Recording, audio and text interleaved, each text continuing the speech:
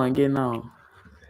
We are on time for the first time in the history of Chop Up Part 2. My God. True. We are on time. It is Crazy. 8:30 and we are here. Good evening. Good evening. Good Ain't evening. Where nobody are in this you? hole yet. I know, you know what I'm saying, it's gonna fill up in just a second, but man, we 8:32.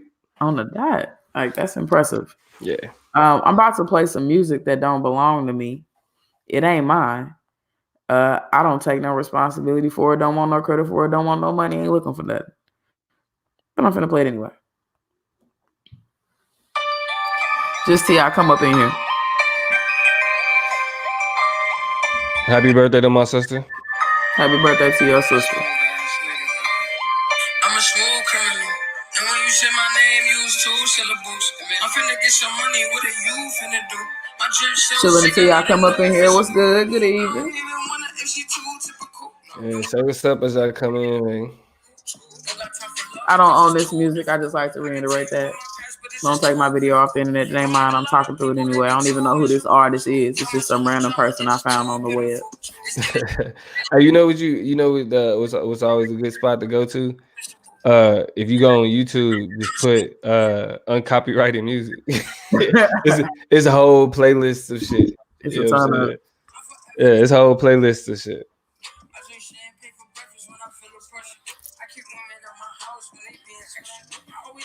Somebody slid in and slid out on us, bro. It's all good. They It said, ain't nothing. George ain't here? George ain't here? Yeah. I'm out of here. Oh yeah, letting it be known George will not be here tonight. But you know what? We also gotta share it. It's all good. You said we also got a what? Share it Oh, on yeah. Facebook. Nobody know. Yeah. So I'm gonna do that. Let me see if it's showing up that we lied or Cut it off and go back on. you said what? You want to keep this post or you want to shut it off and come back in? Oh no, it's cool as it is. All right, Oh, you talking about like tagging niggas in it and shit? yeah, just whatever you do. Oh no, yeah, I could just do that though. Let me just do it because I figured it don't do that. Hey, cocky individual. Good evening, y'all. I'm a sexy ass cocky individual. We about to get it started in just a second once we get this We're just thing sharing the link real quick. shared. Why don't y'all go ahead when y'all see the link on our stuff? If y'all following us, Toya Green, Dominique Baker, go ahead and share the link. Tell people about the chop up tonight. We are talking about, of course, the political chop. It's a lot of stuff twisting and changing. We didn't get a chance to talk about the conclusion to the impeachment hearings and the Democratic debates that's happening right now alongside all of these various primaries and caucuses or whatever. So, of course, Dominique gonna break some of that down. You know, the political plug is back in the building. And Yep. then I got a couple things I want to figure out about like just the collective conscious and moral outrage and that we have like as a black community over certain issues. We got this Zaya Wade situation. We got the stripper who, and I'm gonna figure out her name too, but she fell 15 feet, busted a jaw open, and got some money out of the situation from the public, and people mad about that.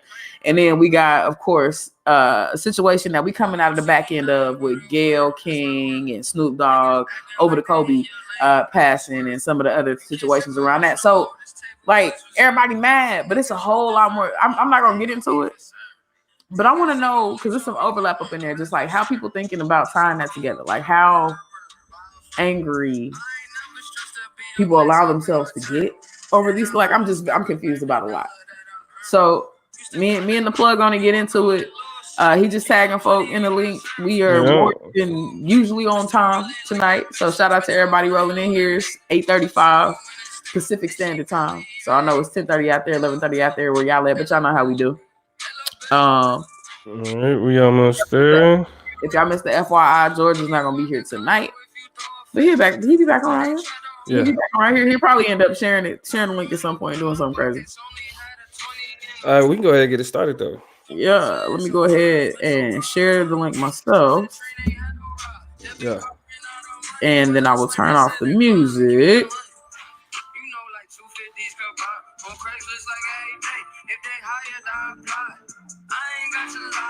I ain't gotta lie.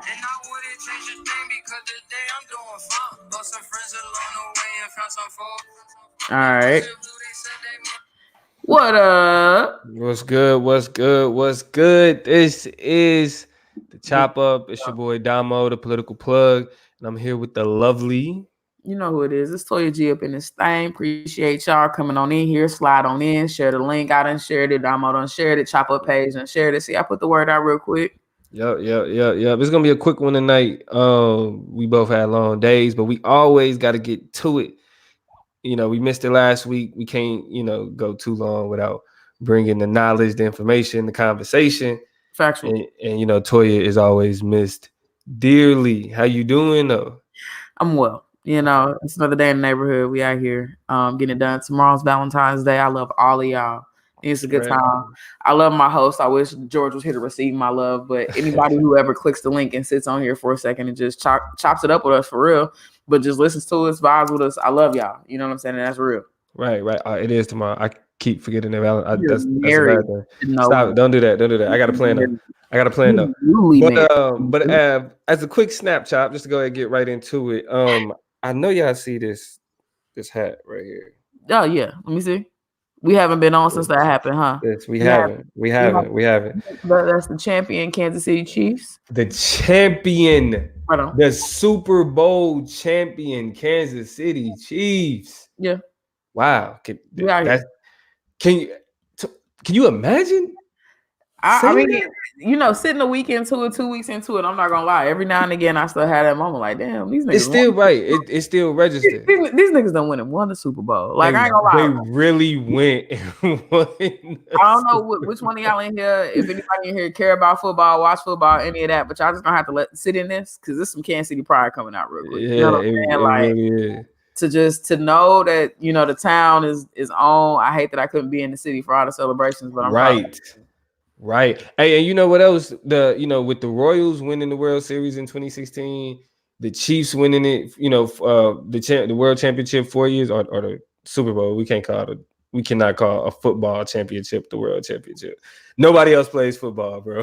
You know what I'm saying? So, but yeah, to be able to call your city a championship city, you feel me? To be able to say that your city is champs, that's some big shit. So, hats off. Patrick Mahomes, Travis Kelce, Sammy Watkins, Tyreek Hill, all them guys, man. We champs. Shout out to my Chiefs, baby. Yeah. But anyway, getting that out the way, getting that celebration out the way. Let's get into it. Let's go ahead and get into this. Oh, one more thing before we get it out the way. What's up? Let me see. How can I do this? Look up and look down. R.I.P. Kobe Bryant. You already know what it is. Yeah. Still got the logo. Still got the pick up there because we still feeling that. Definitely still being out here, still fresh. So yeah, shout out to Kobe, shout out to Gigi, shout out to everybody else on that particular helicopter. We still saying rest in peace. Yeah, y'all still on our hearts. Now, let's go ahead and get into this political chop because this is some depressing shit. Okay. Okay. Trump was impeached, but he was not convicted. He was acquitted. The man got off. Now, we really don't even need to beat around the bush in terms of understanding and explaining why. He was accused of abusing power and circumventing Congress. In terms of what he was doing when he abused his power, he was accused of using his office as the president to persuade or to kind of manhandle another country into mentioning an investigation, not actually doing the investigation, but mentioning an investigation in order to make his political rival look bad. And that's something that you do for personal gain. Doing anything using the office of the president for personal gain is an abuse of power. Like that's law 101. You know what I'm saying? That's textbook shit. So from that standpoint, we had the impeachment. He was impeached in the House. We had the Senate trial. In a very quick trial with no witnesses being called, Donald Trump was acquitted, even though the argument that they made wasn't that he didn't do what he was accused of, but rather what he did wasn't actually impeachable, which is abuse of power. And like I've said numerous times, abuse of anything, drugs, kids, you know what I'm saying, animals, gets you locked up. Absolutely. So abuse of power from the seat of the I'd presidency. not be that different. Like, I'd not be quite that distinct. you know, so you know that's what that is. So here we are, post acquittal, pre-election. Mm-hmm. And I want to talk to Black people specifically. I don't want to talk about you know, this idea of politics as a whole, that Right. type of shit. I want to talk to Black people. Toya, what was your reaction to him being acquitted though? I mean, it never sounded promising. And there was never a real clear moment of time from the time that they went ahead and took the green light to take it to the next level that I was comfortable or confident about him being pushed out of office. Like, I just didn't see it happening in the first place. And this is along a lot, especially after as many times we've been disappointed along this journey in terms of pinpointing things, shady ass things, problematic things, aggressive, abusive power things before, and nothing happened. You get to this and it's hard to be excited about it. Right. And so when it doesn't come through, you just like, right. Yeah, like your hopes weren't really high like that in the first place. Never was. To be considered disappointed. And so, you know, the buzz around it, every now and again, you feel the pendulum swing. You hear some time to kick a testimony. I was tuning in every now and again. You get somebody up there talking jazzy. You like, oh, okay. You saying some cute little shit. But when it's all said and done, I'm just surprised that it didn't go far. Right. I mean, because it was a question of the numbers, right? Like, you know, it was going to be a stretch to get Republicans on Democrat side to actually pull the trigger, given the tribalism that we see in American politics today. So I feel you. I also had, I mean, to be for real, we all kind of knew, you know, it's not going to go the way the Democrats wanted to. But the idea was that, you know, we see this gross disregard of the political process, and then and of course this is how I'm gonna say mainstream, but when I say mainstream, you know what I'm saying. Yeah. But you know, from their eyes, from that liberal mindset, it's like if we show them grossly dismissing the political process, then that may look bad in the election. We'll see. We're gonna figure that out. But in terms of go ahead. In terms of what? But in terms of Black people though. Yeah. I think what we saw come out of this impeachment is, again, something that we kind of recognized, we kind of knew, but I think it kind of reared its head in a way that we should address specifically, and that is what I'm been calling the Obama test, right? Mm-hmm. And the Obama test is, if Obama was accused of what Trump is being accused of, how would people respond? Right. And if we look at the question of the abuse of power, and we ask the question, if Obama was being accused of abusing power, if he was impeached in the House and was in the Senate and he was being accused of abuse of power, would Republicans have the same position? Would they hold the same line of thought of it's not an impeachable offense? How would you answer that question? Can I tell you how I would answer that question by telling you where my brain went when you said it? Okay. I can picture a man by the name of Barack Obama. Yeah. Waking up one day, opening up his closet, seeing badass tan suit, like, ooh, I'm gonna fuck him up with this one. Back him up. And my man's put that suit on, and he brushed his hair real good, and put his little cocoa butter on his face and his elbows and his knuckles in between his fingers real good, like his wife made sure he did every morning. And he went out on a line to make a speech or do some important shit, and they ate that man up. A lie. Yeah. Period. Over a nice tan suit. So what about like how Republicans would have treated him in the Obama test? Obama wouldn't have passed the Obama test. Yeah, exactly. It's not a thing. And we can't have this conversation without talking about the Grey Poupon conversation. Oh. And how Sean Hannity had a whole 20-minute segment going in on how it's un-American and bourgeoisie and elitists at a president to like Dijon mustard. You feel me? Like, so when we talk about the question of abuse of power, we know that Trump didn't get off because he was innocent. Trump got off because of white privilege, whiteness. Again. Right. You would agree, right? Completely. Okay.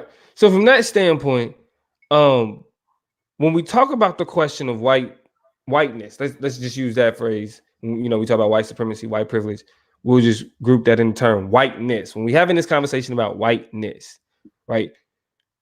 As Black people, you would agree that we are oriented in a way in which in which it's in our best benefit to challenge it, right?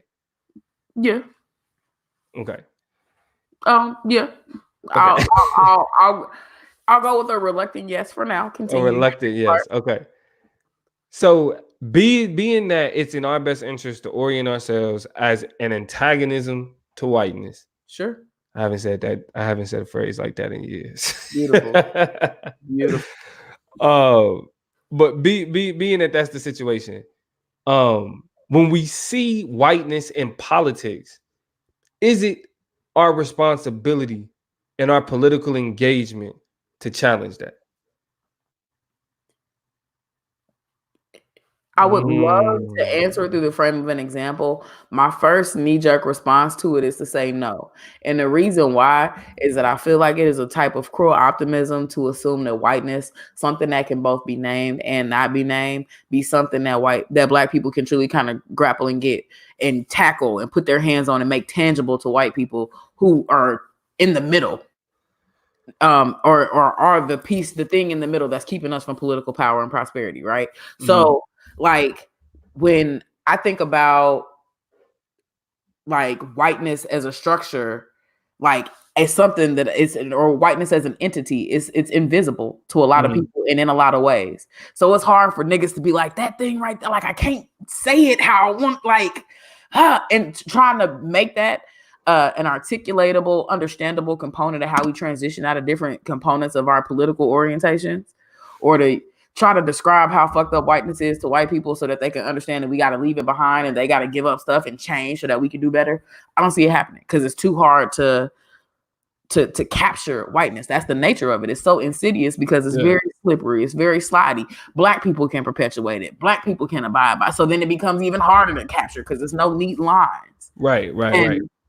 Now, so it's just like, what do you do now? Because this is the conversation we typically have. We get into the conversation of the optimism, right? Like, what do we think will be the outcome? Yeah. Right.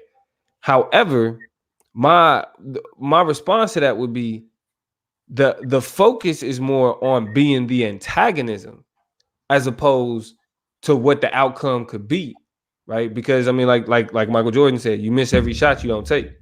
Okay. So from the standpoint of, and that's why I asked you the question about, should we be that antagonism to whiteness and white privilege? The reason why I asked that in the context of Donald Trump is because while typically, especially in like modern liberal politics in our world today, typically it's harder to point out whiteness because of the more integrated society that we live in, right? It's harder to. You said what? Right. And I said, and liberalism, the notions of liberalism that exist make it it's capitalism. That's just it's this. Right. No, that's just white people doing white shit. Yeah, right, 100%, right, and that's the difficulty. So that's why I understand when you pointed out, when you said specifically getting them to see and getting them to understand it, right? Now we are in a unique position with Donald Trump because we're actually given that old school whiteness. You feel me? Like, oh, that's it, right? When you see it, you see it. Now, of course, you're gonna have the people that deny it. You're gonna have the Trump supporters and other people that are advocating for this colorblind society. But it's that porn whiteness, you know what I'm saying? You know, right? Right. But with the type of whiteness that we get from Donald Trump, again, that clear and present danger. Yeah, we got our liberals that we've been fighting this battle against, but Trump represents a clear and present danger. So in terms of our responsibility to be an antagonism to whiteness, how do you think we should organize ourselves towards Donald Trump, representing that old school whiteness that we can clearly identify? So it's easy, which makes it easier to challenge. I think it's easier to challenge so that you can figure out how and if even you engage it. I don't think forces like Donald Trump that are charismatic, that are captivating, that are able to get people's attention, that are able to sustain people's attention through a whole bunch of bullshit are entities that need to be engaged. Niggas very simply And nigga adjacent people, you know, however they want to align themselves and shit with shit, have to get to a place where they start to organize outside and beyond that. You know what I'm saying? Like a really, and this is a phrase that I think I forget which team in debate is using it, but like the notion of being in but not of something. You know what I'm saying? Like Black people have really got to start to have the that. Bible. Stop you quoting the Bible. It's the Bible, but it's also some niggas on the debate circuit saying that shit now. Course Like, and of course, I'm listening to it like, yeah, that's the Bible. Yeah. And I'm like, yeah. It's one of the white teams too. I know exactly who it is. But my point is that like you as Black people, like what do you do to engage that? What do you let it be what it's gonna be? Let it burn out. Fortunately, forefathers who are not my fathers or fathers of any fathers of my fathers, but that made some shit called the United States, said it's a limit to your power before you have to go ahead and go. And so in a world we're kind of just waiting out, you know, these regimes of political systems that don't do nothing for us, we have to organize outside of that shit. But niggas okay, that's a okay. So do you recognize the optimism in what you're saying though? What, in niggas collectivizing? Nah, not even the collectivizing, but I guess let me identify exactly what stood out specifically to me. You talking about? Can you? Well, nah, I mean because usually you come with that pessimism, but at the same time, the part that stood out the most to me is when you said that you wait for that process to burn out, right? And so you are identifying that there is a structural barrier. I mean, insofar, when I say wait for that process to burn out, I'm in the mindset and in the line of something that you said that I kind of cling and hold on to, which is I'm not a Democrat, I'm Black. Nigga, I get that democratic systems and regimes don't serve me necessarily all that great either, but they serve me well. They take the issues that I care about and at least put them on the docket. Like, I'm not stupid. Politics inevitable. You know what I'm saying? I'm not stupid. Yeah. 100%. You know what I'm saying? Like, and I'm not about to just slide, to the right and cede the political to niggas. I got some language that sound familiar. Yeah. So just give up spaces, opportunities, places to put people where they need to go is like kind of silly. Like if this is your destiny in the job and you want to do this dirty work, go do it. I just know who got my name in my mouth, they mouth, and who don't. You know what? So that actually leads me to a different question than what I thought I was going to ask. And that is from the standpoint, you think that the danger that's being heaped on Trump in terms of us making it out of his presidency, you think that's hyperbole? Say it, rephrase that. In terms of so for example, when you talk about like letting the process just kind of play out because it's kind of just a part of the game. Yeah. You're saying that like this part, like Donald Trump is just another, president. Oh, no. Don't get it twisted. It can get worse. Right now. Hold on, but I know you think he's not just another president. Like I'm not. You recognize that? Okay, so you recognize the dangers of him. There's a uniqueness there, yeah. Yeah, okay. But you still feel as if though it's not like that danger is unique, but it's not to the level of it's not something that we won't make it out of even with another 4 years, for example. Exactly. And so I also feel like there are enough people. I don't know. I guess this is my optimism kicking in. I'm just like, I knew I was gonna get it. I'm telling you, not in any systems or not in whatever. Like I'm talking about niggas on the block. Like if it get bad, I just believe people would be like, no man, fuck you and what you talking about. Yeah, like really kick it old school and be on some American Revolution type shit. And so, like, when I say I got optimism and faith in people, I'm just like, when it comes down to it, the bottom line is I think people will revolt. I think you'll piss off Americans bad enough to do some wild shit, and it'll really be a war out here in these streets. And I think people is tired enough to pull that type of shit should that nigga hit the red button, and not the one that launches, weapons to Iran, but the one that continues to launch weapons at our communities. So you don't think that, Donald Trump getting reelected is the end of the world, end of the United States? I think it's such an inevitability at this point that I can't think of it like that. I'm only curious about what else he can happen. What other terrible things he can do before the clock runs out. That's my concern. But I don't know if it's an inevitability like we say it is. Like, I mean, the thing about it is, I vote. Looking good to pick me a Democrat that is out here gunning and running, making moves. Like this Bernie shit is cute or whatever. Hey, you know what? This And that's light the thing burning though. out shit is cute. If I could, if I mean, I guess you and I have different levels of what our engagement has looked like in the past. So I've already justified voting for Hillary Clinton. If I could justify voting for Hillary Clinton, I vote for Bernie Sanders. I'll feel the burn. Fuck I mean, I at this now having a second chance to fix them wrong. it. Oh my god! Right. Let's go to the show. Right. Hey, because look, if Trump win, if Trump win Orange County, I'm coming to your home. Nigga, come on. I'm coming to your home. Mercy God. You feel me? Mercy God. But So, I feel like I'm still scared that the same Trump shit that happened before is gonna happen again. Now I will say, because nothing's changed about the Electoral College. Nothing's changed about the way that these things are counted. Niggas can still win a popular vote and lose the Electoral College. Like all of that stuff is such a high probability. I'm just all of the ways that people are able to shimmy shake bullshit out. it's kind of just up there right now. It's too. It's like we're just waiting for history to be made, either one way or the other. Yeah, and my mind is gonna be blown either that again for a second time America is that stupid, and then for or if a Democrat wins, yeah, we both wouldn't do the same thing. Or if a Democrat wins, like what the fuck? How did you pull that off? Because I just don't see it. Malachi said, "Hell, I would vote for Buttigieg." Straight up. But yeah, because it's just like again, I feel like we did that. Okay, I'm disenchanted with everybody thing. So like, fuck it, like just let it happen, let it play out. And then we was like, wait, no. You know what I'm saying? I think that's the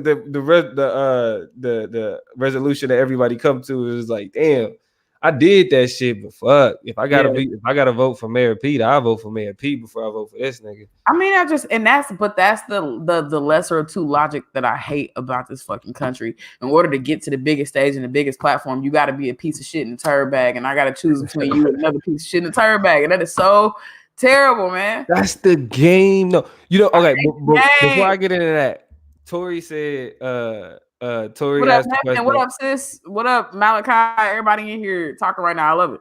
Yeah, he said, how do we feel about Yang dropping? And the thing about Yang dropping out is I feel like it was an inevitability. And this is one thing that I got an OG at work that we talk politics in the morning, and this is the one thing that he pointed out. That he pointed out about Elizabeth Warren. But I also think it applied to Andrew Yang as well. And it's that their policies were too far left and they were too dogmatic about them. Now, that's not to say that they was bad, right? Because like I'm cool with progressing. You know what I'm saying? Like, because I think the inevitability of black people in progress is that we don't like how shit is now. So we progressives because we want to move past how the shit is, you know what I'm saying, today. But with Andrew Yang, but with people in general, even with black people, they're very socially conservative. You can't give them a lot of change real quick. They don't know how to deal with it. Like people in general don't know how to deal with it. Black people specifically don't know how to deal with that shit. So Andrew Yang being like, everybody get $1,000. You know what I'm saying? Just like, wait, hold. I mean, that's cool, but like, what are you talking about? Like, you just giving niggas. That's the tough part for me. Is that I feel like Andrew Yang speaks well. He presents his ideas effectively. I think he has a presidential air about him that represents a newer generation of people that as a lot of these senators, Congress people, leaders of government start to like he's right there in that little cuspy spot of like kind of working class America who has a foot in both sides. And so I think it's lit. And what's sad about him dropping and not being able to sustain is he's what people ask for. You know what I'm saying? Like, wasn't he the last minority? Yeah. I feel like I seen like damn Tulsi Gabbard's name on some shit the other day, and I'm just like, I think she's still hanging on. I haven't heard that she dropped out, and so I can't remember official answer neither. And so I feel like like Malachi just said, I think Yang is gonna run later. I think this is a great kind of orientational, directional way for the top level to start seeing some of these big radical progressives sit on the stage long enough to get some credibility, the same way we started seeing with AOC and a lot of these other senators and politicians in these other elements and divisions of government. And so he represents a lot for me that we know that society just wasn't ready for. Yeah. But I Can't be hope. too quick. You can't I be mean, too quick. the same way Donald Trump jumped in and was like, "I'm gonna run for president. I'm gonna run for president." And Well, then nah, but Toya, I you know, it was that whole birther shit. know it was. Yeah. I know exactly what it was. But what I'm saying is, I hope Yang is like, I'm around, and then slides Yeah. in. And I'm not gonna lie. Can I say something on record? Go ahead. In the grander scheme of things, and in hindsight, I won't say I hate. I am interested in how we did Kamala. It's a conversation. It's a conversation. I mean, put a pin in it and come back to it. yeah, it's definitely a conversation. Because I think it's something that we need to reflect on, especially now that it ain't no more. It's no more niggas. Yeah. No more minorities in general. Who could have took him down? Who can sustain? Who can fight? I still. I mean, I don't know how to feel. Yeah. You know what? Because we're gonna go ahead and wrap this session up, a political chop. But it's because this can branch off and go for an hour, especially when you bring up Kamala. But what I think, moving forward, I definitely think that it's a lot of conversation that needs to be geared towards challenging whiteness in politics through our political engagement, challenging white supremacy in politics through our political engagement. Mm-hmm. And it's a lot of conversation that goes into like what that looks like. Because I think what Toya introduced today was interesting in that understanding of it's bad, but it's just a worse example of politics as usual when they go left. And we've made it like the system has made it through it before. I think that's kind of what I got from it. So it's just like this the hyperbole of what we got to do something now, and is extra because like it's again politics as usual. I think it's a continued necessity to return to this logic of playing the long game, which I don't think niggas do. Yeah. And I don't think almost politics is designed for, or at least not for. Like I think white people play the long game. Yeah. I feel like conservatives is playing the long game. We're not playing the long game. Nah, they not. They playing the short game for real because this shit is not gonna bode well for them. History is not gonna look positively on this impeachment. Oh no, it's not. It's not. I mean, already. I've heard that rhetoric, but I was like, I wonder how true that really is. You know what I'm saying? Oh, please! Like, look how they treated Obama. Yeah. And Obama only been out of office for a term. It's just now a term. They started shitting on Obama 2 years, like, the Bernie crowd. Not even Obama wasn't even out of office yet, and the Bernie crowd was already ripping Obama. So history is not going to look well on the Trump administration. It's already not. We already got books out about how chaotic and reckless things are in the White House. Yeah, and once he's out of office, especially depending on how he gets out of office, more shit is gonna come out about that. So it's not gonna be a good look. But I do think that I do think though a little bit more engagement in terms of kind of recognizing what we see in politics and just kind of see what we can do better. And where I think that we always should start from, so we're not choosing the people we don't like. Start by building up leaders in the community to take over these political positions. Let's not start from the position of casting the ballot. We should start from the position of this is who I want to vote for. How do I put this type of nigga in that type of position? True. You feel me? Especially if, like Malachi said, it's a power vacuum and it's space for younger politicians. We need to be making our own so that they can be cooking and popping up into some shit.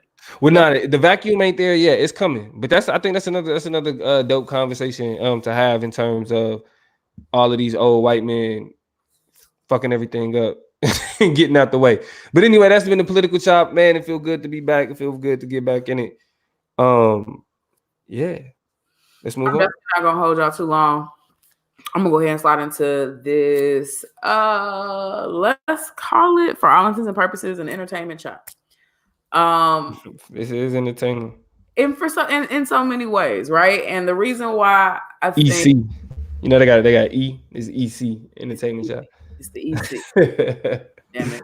But I'm just kind of curious about what I can only deduce to be selective outrage, right? We have just like I think a really weird habit as a social media consuming culture, as a popular culture, but even particularly as a Black culture, this very weird habit of latching on to certain stories and certain realities and just really talking about them and jumping on them. And I don't want to be that person all the time, but sometimes I'll be like, you so mad about that, but what about this? Or how do you feel so strongly about this shit? And more importantly, this shit don't affect you, right? So 3 examples. Number 1, just the anger and the vitriol I've seen on the internet over Gayle King and what she said in regards to Wesley and with Snoop Dogg, and his response. And so both sides is mad and everybody's upset. And I mean, I kind of course, get the side where it's like, damn, Snoop, we feel you. We understand you was upset, but there's a bigger context for the video and you have to call her a bitch. He since apologized about it. But I saw a lot of, people who was talking about girl dad this and girl dad that, and then all of a sudden they bashing this Black woman. Like, who you think your daughter gonna grow? Right. You know what I'm saying? And this right. asking tough questions. I had a really good friend of mine point this out. It's the difference between media and journalism. Y'all want Shade Room-esque, MTV-esque, you know what I'm saying, reporting on these types of issues, TMZ reporting on these issues, and that's not journalist job. Journalism say, I'm going to ask the tough questions, I'm going to do it with respect and dignity, I'm going to get in and get out, but I am going to ask what inquiring minds need to know in order to piece together a complete narrative of this story. And so, boom, put a pin in Kobe. Everybody was upset about that, and it's crazy.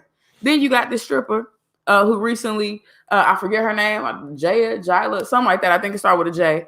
15 feet in the air on the pole, slid to the ground, hit the stage in the middle of dancing. She was at Ecstasy in Dallas, by the way.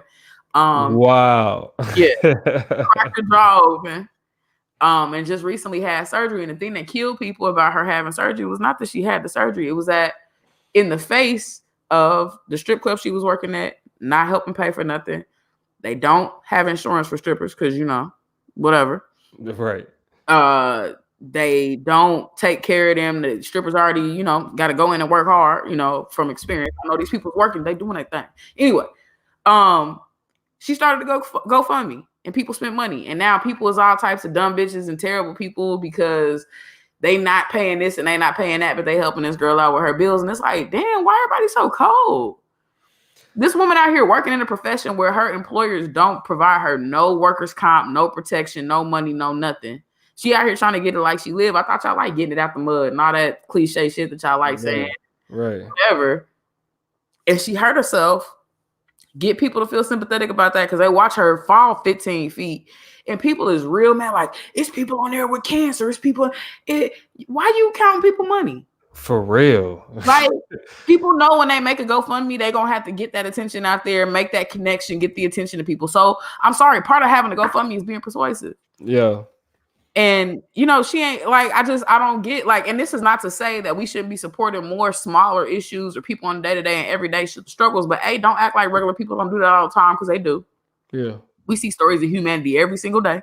Every day. So quit acting special. Yeah. And secondly, quit determining what people do with their bread. Right. I'm about to ask your opinion in a second, but I want to introduce this third example. I was just gonna say. I'm providing. Thank y'all for staying with me. No, I know. Yeah, I'm peeping game. My third frame of selective outrage. My kid was asleep. She looking like what's happening. My third frame of reference is this Zaya Wade situation, right? Yeah. Zaya out here living her best life, has made the decision as a 12-year-old, regardless of what you feel about, at her house with her family and with the people who want to dignify her and who she is. That she want to be known as a girl. Right. And that her name is Zaya and she go by she, her pronouns. And that her family and her mama, her daddy, and other people who have the privilege of interacting with her need to treat her with that same dignity and respect. And people who will never meet this little girl, who will never shake a Wade's hand, who will never, is just hot, angry, mad. I'm talking about Wade, how could you? And let's go back to being girl dads. Yeah. Apparently that's not interesting no more. If you picky about which girls, you picky about being a girl dad, Yeah. So what do you mean? Like, do you not understand the gravity and the level of commitment that you're making when you say you're gonna support? And outside of that, just being a parent, you know what I'm saying? Like the shit is mind blowing. And so selective outrage. I guess my question is, if is that an inflated statement? Is that just a buzzword or a buzz phrase, or is people tripping? Nah, I think my understanding of like from the Gail King shit to the stripper GoFundMe to Zaya Wade, I'm like, niggas really? like, Right. like one, let's start from the standpoint of like the just like the heteronormative, you know what I mean, like toxic masculine approach, because all of this shit got to do with queer shit and women. Yeah. Like That's a great way you to dig do it, bro. Like you dig y'all triggered. You know what I'm saying? Women trigger niggas. You know what I'm it. saying? Queer Yeah, shit trigger niggas. yeah. Clearly. You feel me? And that's why it's definitely selected outrage. But it's like really though, because like, all right, let's start with Gail King. Like I felt Snoop because there was a level of frustration that I had with the conversation as well, in terms of, you know, damn, like we talked about it. Like we talked about it Mhm. on the Kobe show, on our comeback show. Uh but man, though, like the vitriol though, like It was, it it was heavy. And I watched the video and I was like, don't say it, don't say it. Like he was mad. And I was like, okay, yeah. okay, okay. And then he got there and was like, you know what, you owe some you dog.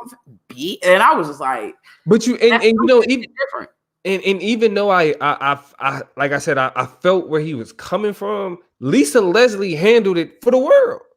Like she handled it for the world, like the way that it needed to be handled, for like for the interview to move on, for everything to be cool, for the situation to be cool. Because really, it's up to the interviewer to ask the question. It's the interviewee.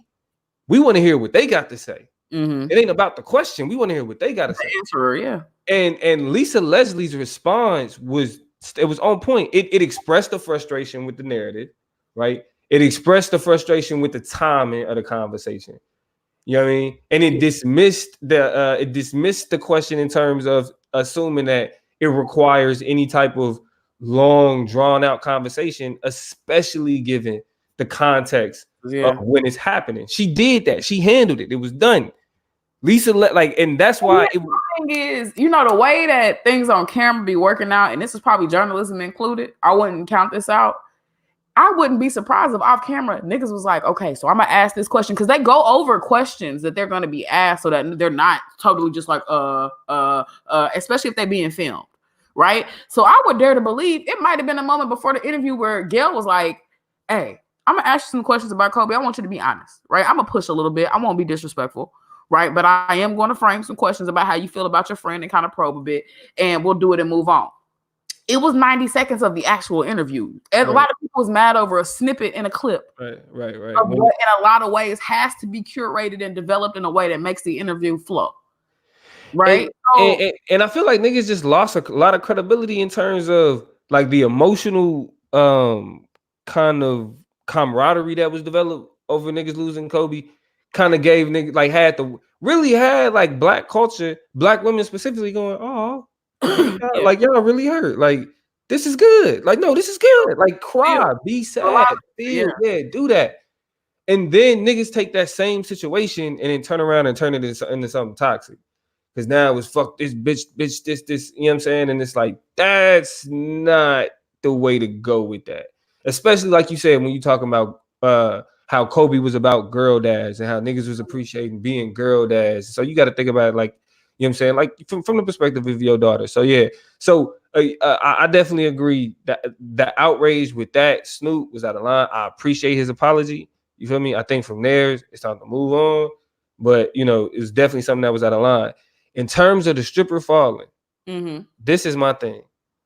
If niggas could literally sit there, and websites and web pages get clicks and advertising dollars and all of that shit from her video going viral, she should be able to be compensated in some way, shape, form, or fashion to pay the damn doctor bills from her getting hurt and your ass enjoying watching it happen. Period. if websites can get advertising dollars for the views of her misfortune, she should be able to sit back and be like, okay, can I get a little bit of help paying for this?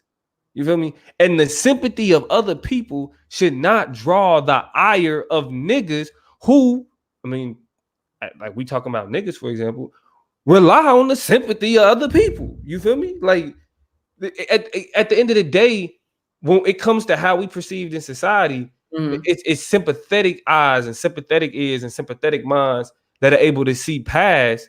Okay, that's not just like the criminalized character that I'm presenting. Exactly. You feel me? So to go from that to be like, nah, she don't deserve. People got cancer. People when did we start comparing like what people are going through? Ugly, yo. What we call the oppression Olympics. Right. Right. And we've and now oppression Olympics is, you know what I'm saying? It's not something, it ain't something new at this point. But at the same time, you know, like think about the humanity of saying, why y'all paying her doctor bills when somebody got cancer? If we can pay for both of them, bro, let it happen. Can I put some icing on this cake though, and kind of make this conversation more specific? Because they not just like her, that woman, that they like her, that ratchet bitch, her, that stripper bitch, her, that dirty bitch. Like how you the slut shaming. Like it's definitely a level of demeaning. And excuse me, I got the hiccups, y'all. But demeaning and slut shaming. Shame. I'm trying to grow. Jesus help us all. But that level of kind of degradation is specifically designed for the situation to make sure that, you know, in the back of our minds, we know that people like her don't deserve that type of shit. That if you a sex worker, that you are ineligible for sympathy, even if you bust your face open doing your job. You know what I'm saying? Like, yeah, like that. I mean, but you know, when we talk about the victim blaming mentality that we see with sex work in general, it's just another example of it. The problem is this is I was talking to my wife about this just yesterday, actually. This is the worst example of a mentality that goes all the way left, or that can go all the way left, right? So if we can justify blaming a woman, you know, for like or victim blaming, because that's exactly, I mean, that's essentially what happened. Like she not saying that there was a perpetrator, but she was doing a job and she got hurt. You feel me? That's like shit, nigga. If you work in construction and something fall on your foot, you feel me? Like that. It's that simple. You're doing a job to get paid. You got hurt. She is in an industry where, unfortunately, health insurance. You know what I'm saying? Not caught up to the industry. Exactly. So from that standpoint, the victim blaming comes in because you take the occupation and you apply a value onto her based on that occupation. Take that to the worst case example. When you have sex workers who end up missing, who get murdered, raped, killed, right? There's a mentality of they deserved it. She put herself in that position. Right. She put herself in that position. And that's why I say if you can justify it, if you can justify saying she don't deserve X or she deserve X because of this situation, you justify it in this worst case example. You feel me? And so that's what. Go ahead. No, yeah, and I'm saying like that's the like that's really the insidious nature of the thought process behind blaming her. You feel me? For being hurt when like she doing a job. It appears as though my our guest Tiffany in the lounge does not agree. Unless I'm misinterpreting, she says you fall and break your jaw and don't have insurance, or your insurance doesn't cover all the expenses. Let's see you not ask or request or set up a go. Oh no! I think she agreed.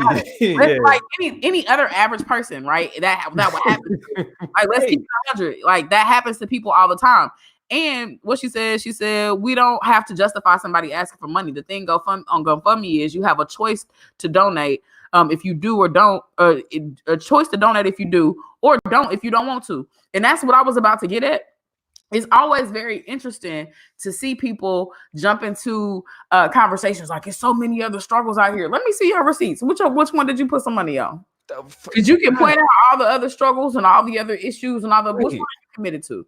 Right. What are you out here changing? Like, you know what I'm saying? Like those questions can be asked because you just want to antagonize and criticize. And it's, again, not her fault.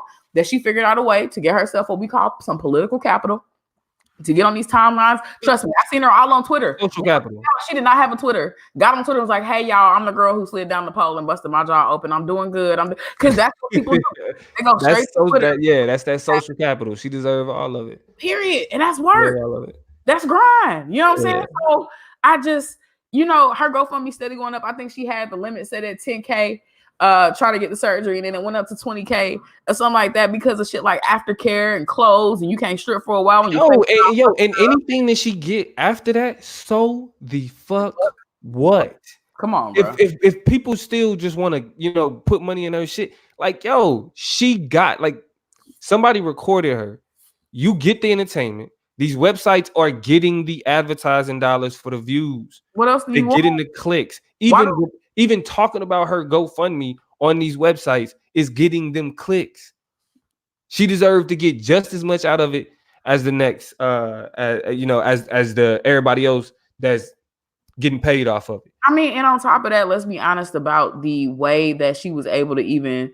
Boomer said she busted her ass hard. Hey, she busted her ass and her face hard as hell. But let's be honest about the nature of how and kept busting it open too. she said she kept busting it open too. And then slid on off and figured it out. Yeah. And so my thing is, let's be honest. Like she jumped on the platform, or her information ended up on the platform that's at any given Sunday platform, any given day platform. Mm-hmm. Anybody can go viral. That's equal opportunity. Mm-hmm. So do some viral shit, get supported. You know what I'm saying? I ain't saying go bust your face open, but don't be mad at her because she went through some shit and people jump behind it. And before we go to Zaya, mm-hmm. It's just like, nigga, I ain't never heard you talk about cancer. I mean, it may be something that matter to you, bro. But if we ain't never talked about cancer meaning something to you outside of the conversation of juxtaposing it to somebody else's struggle, shut the fuck up. I'm gonna quote George Lee, your old Bill, not a science guy looking ass. Like now all of a sudden you Dr. Right. Dr. Sure, Dr. Right, Dr. Whatever. Like stop. You ain't studied not a nerve. Again, bullshit outrage. But on the Zaya question, it's like this is just it go to show you how far we still got to go in terms of just understanding life outside of these very man, I'm trying to use euphemisms just to because I ain't trying to offend nobody's sensibilities, but it's just like, this shit is outdated. Like our understanding of relationships, our understanding of people is just out fucking dated, and we fight to maintain these outdated concepts. You feel me? The thing that stands out the most to me about Zaya is from Dwayne Wade's perspective, because that's who getting the most heat.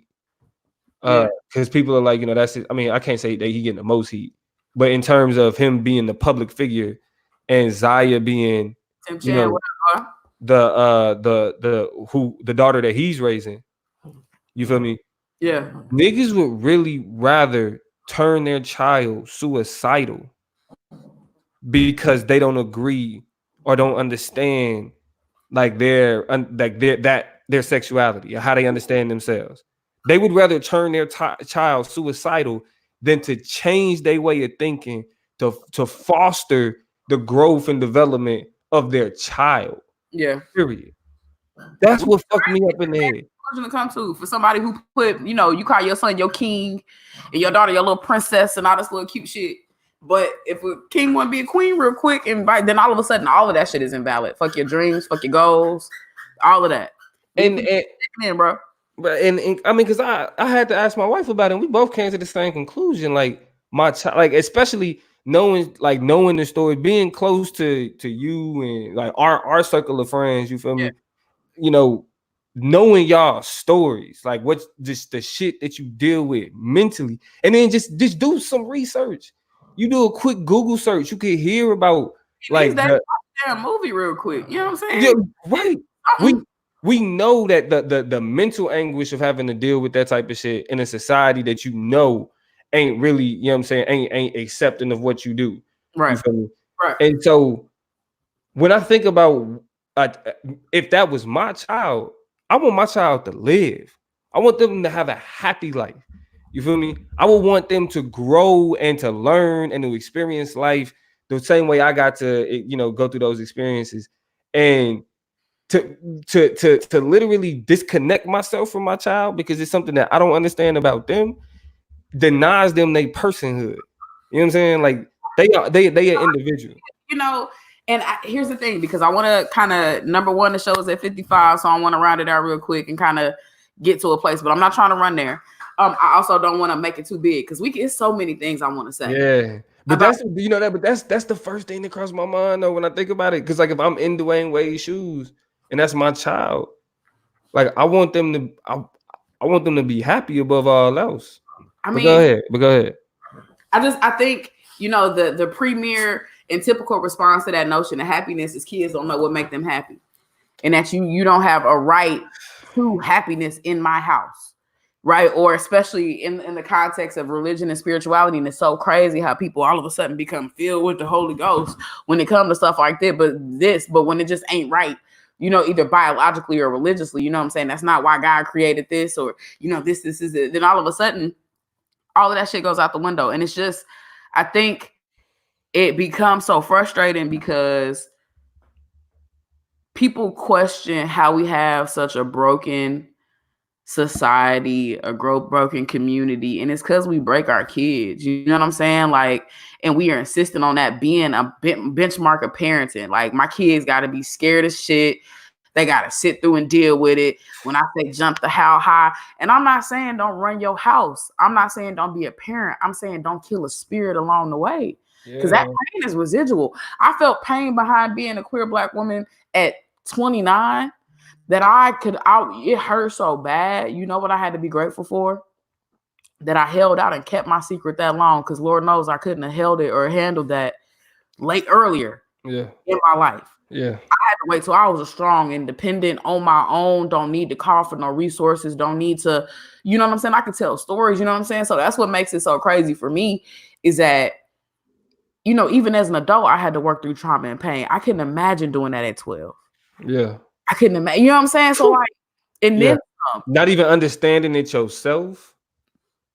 Like, you feel it. You know it's real to you. And not being able to express that. Yeah. Imagine having something so brutal happen to you by the person who taught you what love is and how to love, that you start questioning, A, whether that was authentic love in the first place, and B, whether or not do you even know how to love then? Like, are you broken and fucked up in terms of how you orient yourself toward those types of, because you clearly don't know what love is. Is this why things haven't been working out for you? Is that you have this really, and so you internalize that shit. Yeah. You know what I'm saying? And try to figure out how you're supposed to believe real life and what love is, and decode it if the one person who's supposed to put you on game failed you. Yeah, and like they did. It's crazy that you say that, because that's where we get into actually questioning Black men and our relationship to privilege. Yeah. You feel me? Because again, this is not a conversation about Black male privilege. It's just heteronormative privilege, nigga. Like, the idea that because we fit within this particular social norm, that outside of that social norm, that's wrong. Mm-hmm.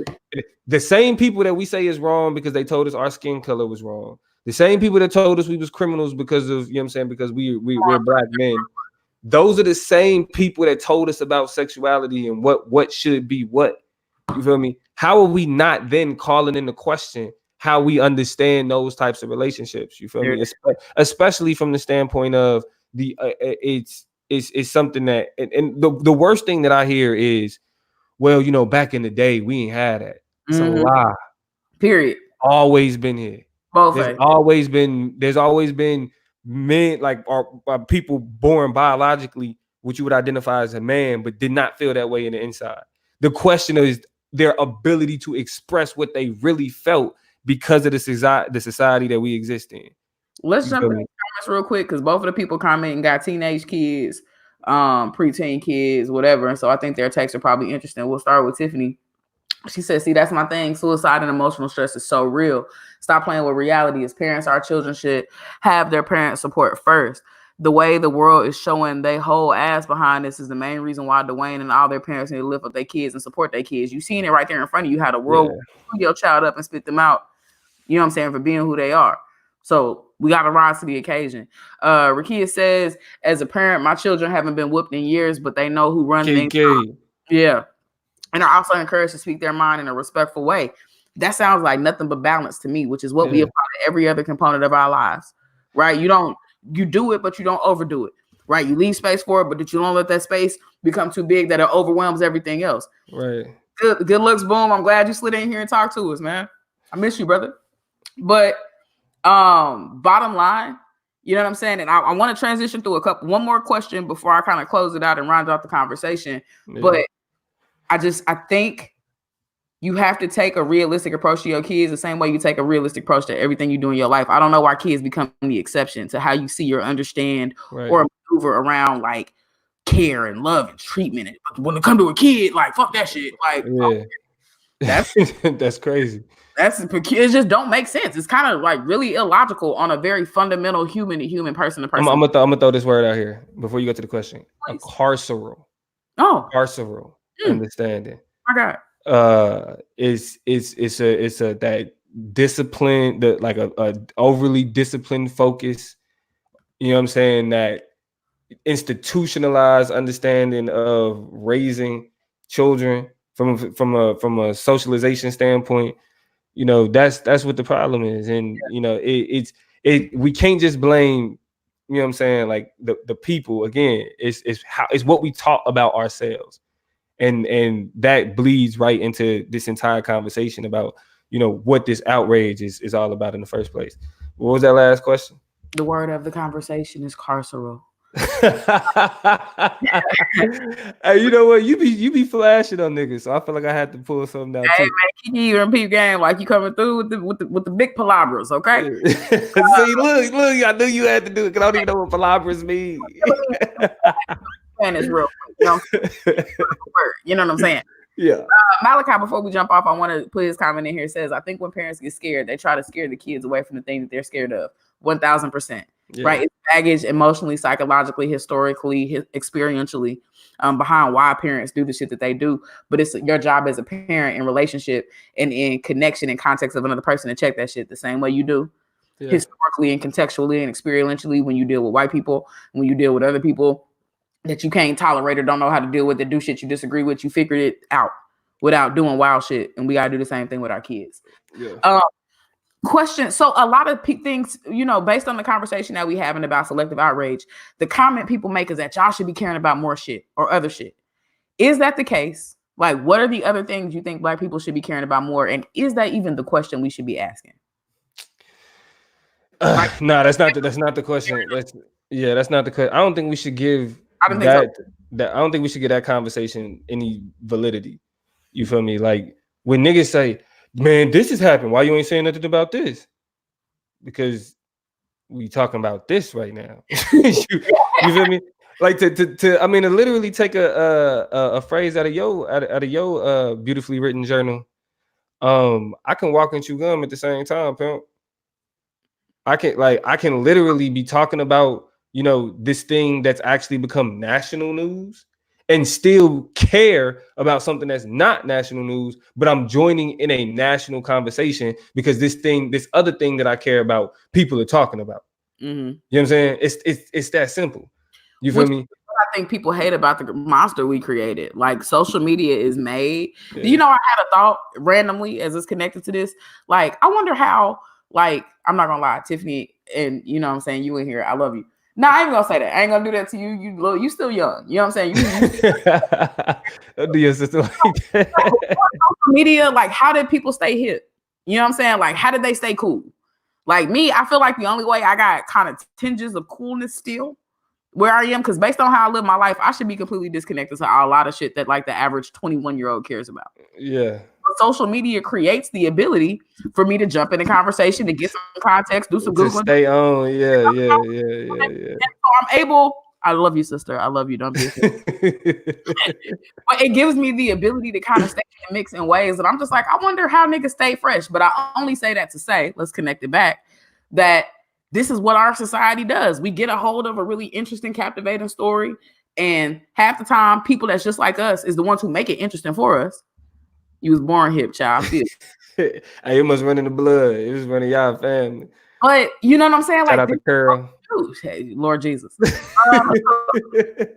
What we do is we connect to the bigger story, the bigger conversation, and we chime into that shit. Like, why is that such a problem? I think just the shift in society is maybe taking people by storm because it's like, oh shit, you don't care what happened around the corner? Nah, nigga, I'm on my timeline right now. Like, I'm sorry. And that's the thing, I'm going around the corner in a minute, so I'm not gonna miss it. Yeah, I mean, and also it's like we taking advantage. I mean, to close it out, we taking advantage of an opportunity to have like a holistic. I don't want to say holistic, more a broader a conversation with a broader audience. Yeah, right? Because it's like, okay, this is something that I care about, but people don't talk about it. So I finally got an opportunity to talk about it with other people because something happened that gave us the opportunity to talk about it. It's just like it's just like bringing awareness to anything. Everybody don't know about every situation. You feel me? And so when the national conversation or the cultural conversation becomes about this one particular issue that niggas ain't up on game on, that's okay. Like, that's fine. The nature of the situation, because I guarantee you, the same way it's a black Twitter and whatever Twitter too is the same way these white people don't give a shit about what happened. This stripper falling down this, you know what I'm saying? It's just like you catching you into what you into. Kiki says, and this shit is funny as hell. People got to clean their houses with the brooms they've been standing up before we pose questions to the world. Before you talk about why we don't care about other stuff, why your broom standing up on some bullshit NASA science that's just brooms stand up by themselves, by the way. So cool. Yeah. That happens every day. You can do that on any day. Period. You can do that on any day. I also asked the question, how do some of our older but still close to generational kindred spirits kind of keep up? How do they stay in the mix or whatever? Kiki said we talk face to face and woke up like this. Yeah. And then said three-way calls too, which makes sense. I'm a part of the three-way call generation. So hey, but you know what, Toya? Stop. Hold on, time out, Toya. Stop. Because I'm gonna go ahead and date us before we get up out of here. Okay. You know, you sent me my first invite to Facebook. I did. You was a junior in high school. I was a senior in high school. Yeah. So we had a life before social media kept us in touch the way that it keep us in touch. Very much. And the way that we I would say personally, the way that I stayed hip, I stayed up on game. Music video. That's how you take listen, I thought you wasn't living life, or you could. I didn't want to wear a hat if I couldn't wear a do-rag up under that mug. Yeah. We have photographic proof that this is absolutely right. Maybe we'll post the pics on the Chop Up page. You never know. Yeah. Look. I would have never worn this type of brim. Do y'all see this curve? Do y'all see this curve? Yeah, I would have never worn this back in the day because I wouldn't have seen it in the music video. Facts. So, here are my parting words. My hope. Kiki said it sounds like we ain't the only young ones here. Yeah, we ain't. Said them young kids gonna always keep us hip. They have phones in kindergartens nowadays, and that ain't no joke. Like these kids on Snapchat, they on this, they on that, they on the app. Hey. Y'all, the amount of FaceTimes I done got from people under 5 intentionally called me. Like I pick up the phone, they like Toya. I'm like, this is what that mistake? They're like, no, I called you. Hey, you know what? And children is what's keeping YouTube $1 billion business. So yeah, man. Well, I'll say this. When it comes to getting in people's, butts and on people's heads about selective outrage, I think a lot of the time we have these conversations and people just don't really know how to shut up. That's my biggest takeaway. Is I be watching my brothers. We talking about my brothers in particular. Man, and I'm just like, one of the phrases that I want y'all to learn, my brothers, my people engaging in a lot of these conversations on these threads, is just really insistent and intent on not listening and paying attention to logic. And this is also for y'all. This is for them and for just us in general. It's something I'm honestly trying to practice. And I want you to repeat after me, Dominique. Okay. And I want y'all to type this out in the comments. I want y'all to practice typing this out in the comments. Okay, y'all with me? What I Yeah. want you to say when people say some real ass shit, and even though it's gonna pain you to agree with them, and you don't want to admit that you agree with them, but real shit is being said, and you just need to shut up and just leave it alone. Quit arguing. Repeat after me, Dominique. Say points Points were were made. made. Shut the fuck up. I want y'all to type that out in the comments. Just practice with me. You don't have to say you're right. You don't have to say, you know what, I admitted I'm wrong. Sometimes you don't have to say all of those. We don't need, just points were made. Just points were made. Just like, say that. Like, you can just say that and walk away. If you have that in your power, Yeah. you can do it. I can do it. I'm learning this year, 2020. I want to humble myself enough to be in a conversation with somebody saying some real ass shit and just be able to look at them and humble myself enough to say points were made. Because I'm watching people argue back and forth in comments and threads, and I'm just like, you insist. Or that, or you stupid. Yeah. One of those things I have time for. Yeah. Periodism, periana, like practice being able to say the phrase points were made. Points were made. It'll get us back to some of that real shit you want us to focus on a little bit quicker because you're able to admit points were made. And we can kind of move and groove that way. But keep it pushing. Collectively outraged, people are meaningfully outraged about shit that really matters a lot to them. Get in the mix, have your conversation, say what you got to say, and then shut the fuck up. Yo. Thank you for having me. So that's, I mean, look, and we didn't think we was gonna do the whole hour. Look at that. Look at God. But yo, it's been another Thursday. It's been another beautiful edition of the Chop Up. We are glad that y'all was able to join us for this evening, and we was on time. It's probably George that be making this late. You're welcome. We can get that together. But yo, be on the lookout. The episodes will be dropping on SoundCloud and everywhere where you get all that stuff is coming. Podcast. So if you missed it, you can always check it out. Check us out on YouTube at the Chop Up Show on YouTube. Share this. And you can share this. Yeah, some people could watch it on Facebook. Keep the conversation going. So it's been real. Glad that y'all was able to join us for another edition of the Chop Up. Y'all be easy. Peace out. Bam.